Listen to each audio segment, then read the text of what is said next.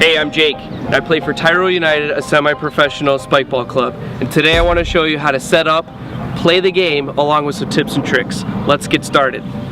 First, empty out all the contents and insert the rim segments into the leg openings to make a 360-degree circle. Spread out the net inside the rim, and at a few evenly spaced points, place the net over the top and under the rim to clip it on the hooks. Then, do this to the rest of the net, making sure your net is evenly pulled and spread taut.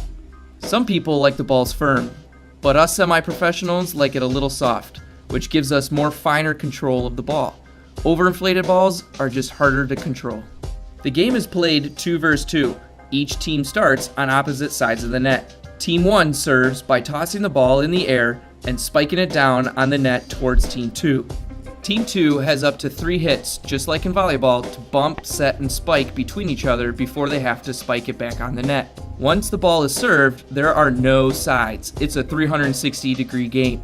The object is to spike the ball onto the net so that the other team can't return it. Here's 3 pro tips and tricks to help improve your game. 1. Don't spike the ball straight down onto the net. That just gives the other team the opportunity to easily get the ball. Instead, you want to wait until the ball is low to smack it across the net. 2. You want to mirror the player across the net from you.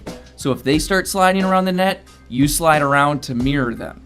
Lastly, you want to set the ball towards the net, so your teammate can either give it a softie or spike it for the kill.